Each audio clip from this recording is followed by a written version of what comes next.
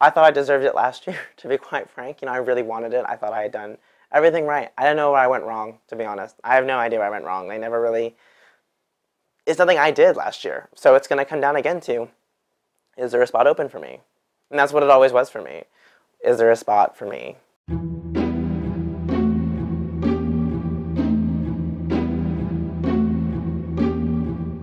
Here's where it all begins. You're 3 years old. You get to wear tights and a tutu, and you move your body in all sorts of new and funny ways. It's exciting. And then you're 4 and 5 and 6, 7, 8. You're making new friends. You're learning a new language of pliés and pirouettes. You're 9, 10, 11. It's something you now do after school maybe 2 or 3 afternoons every week. You're 12, 13, 14. Teachers are hard on you, but they push you, encourage you, urging you to refine your jumps, your arabesque, your port de bras. You're 15, 16, 17. Maybe you're in private schooling or homeschooled, and if you're Samantha Nagy Chow, you've already lived alone as a teenager in Seattle and San Francisco, all to give yourself the best ballet education. If you're Hannah Strauch or Daniel Powers, you're still so young, but yet you've only known life in ballet. If you're Chris Santos from Puerto Rico or Melena Garcia from Cuba, ballet is your ticket into the United States and an American way of life. If you're 26-year-old Justin Hughes, you're not about to let your age keep you from leaping for your dream. Only the most dedicated and talented make it this far, into the pre-professional training program of the Cincinnati Ballet. By the time you're accepted into the Cincinnati Ballet's second company, you've put in untold thousands of hours. You're still in ballet class, but now it's every morning, followed by maybe 8 hours of rehearsals, 5, even 6 days a week. You're studying and rehearsing and even performing alongside professionals, but you're doing it all for no pay. Your parents have signed contracts with the company, agreeing to financially support you for your year in the second company. You're hoping that you've done enough this season to make Artistic Director Victoria Morgan and her associates fall in love with you and hire you into the principal company. It would be your first salaried job in ballet and the launch of your career. If the Cincinnati Ballet doesn't offer you a contract, you face having to leave Cincinnati, line up auditions elsewhere, and compete once again with hundreds of others for your shot with another company.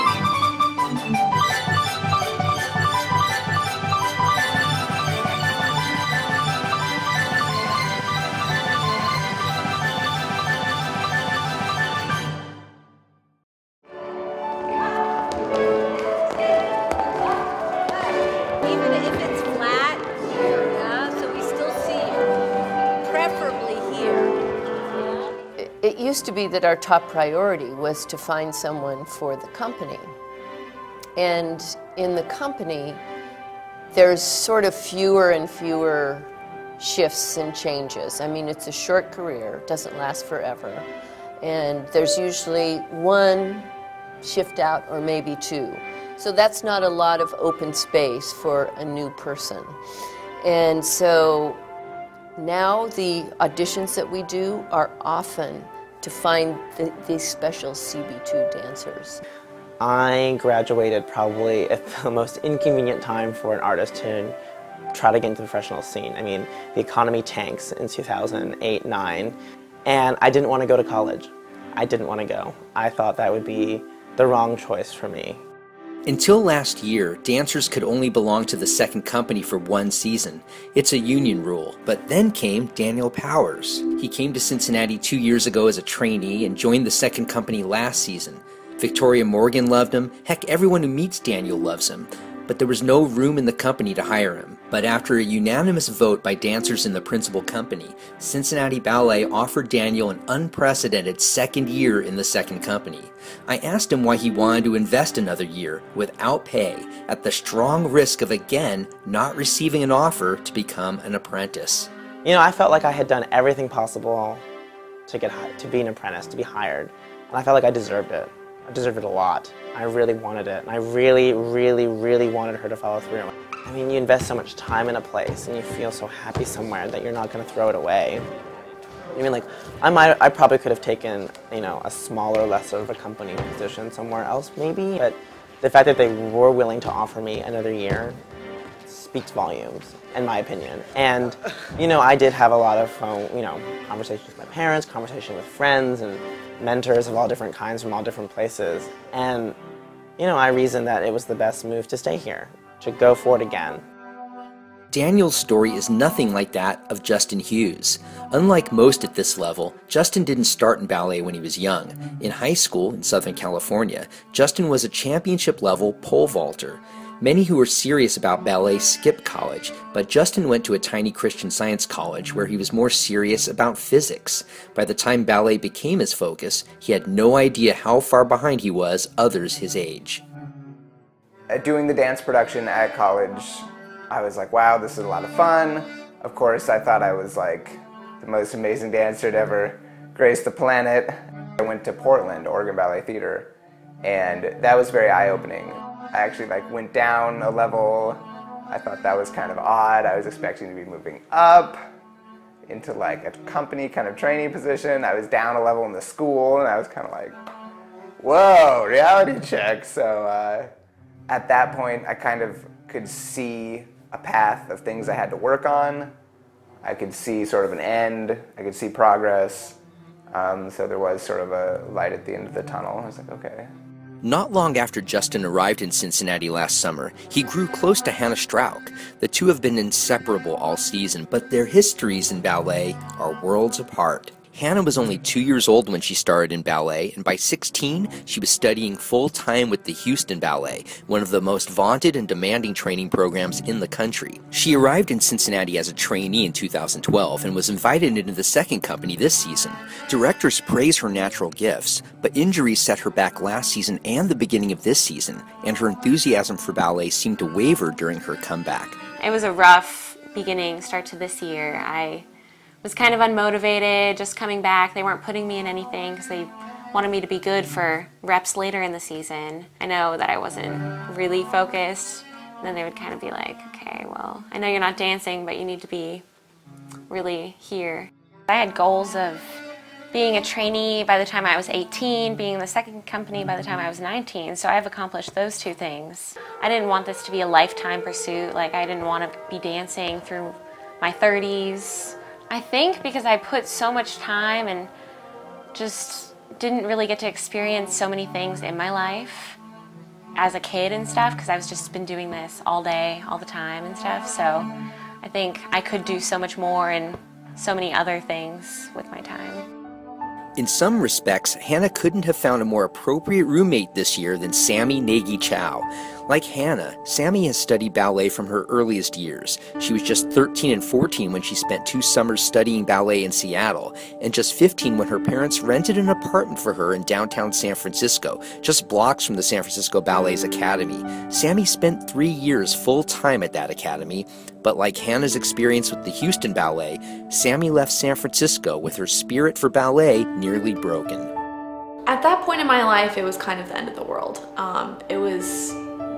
I felt so like this was the only place I wanted to be, and there's nothing else out there.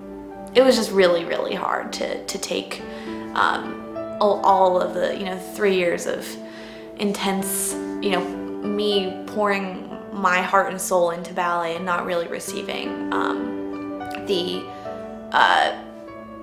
results that I wanted to.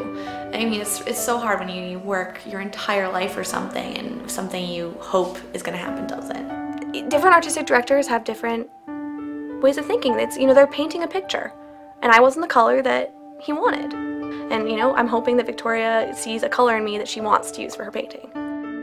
Dancers from other countries have become vital to the lifeblood of Cincinnati Ballet.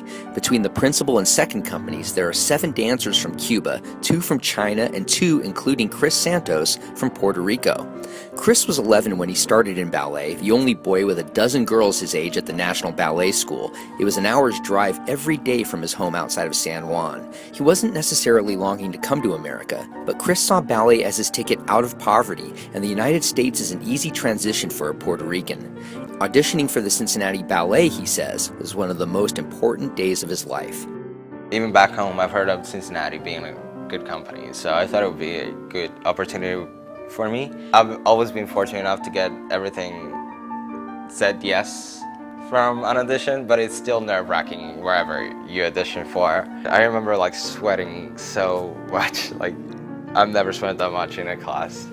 It's hard because you feel like you have to impress everyone all the time, which is your job regardless, but it's more pressure in the second company because you know that you're always being watched because they're gonna hire someone at the end of the season. As a dancer, regardless, you are always striving for perfection. So when you're in the second company, you are striving to be God, because you can't just rely on talent. You have to show so much more just to prove that you deserve a place. Perhaps no dancer in the second company faces a steeper challenge than Melena Garcia. For one, she's tiny, and that's a liability for companies striving for sameness in their corps de ballet. But Melena's more immediate challenge is she speaks and understands little English. She and her boyfriend, Julio Concepcion, escaped Cuba together 3 years ago through Ecuador and found their way to Miami. The two auditioned for Victoria Morgan, who offered Julio a position in the corps and Melena a spot in the second company. Once a week after a full day of ballet, the two of them head to Cincinnati State to study English as a second language. Que para mi persona, day to day, I am fighting to do well, to be a ballerina in this company. For me personally, it is a disadvantage that I don't know the language, but that's something that I am personally trying to overcome. I don't necessarily think it's a disadvantage in the grand scheme of things. Melena began to cry when I asked about her family in Cuba. She called being away from them the hardest thing she's ever done in her life. I came here to fight for the chance to help them, and one day I hope to bring them here with me so we can all be together again. So this is my dream, and that's why I keep going.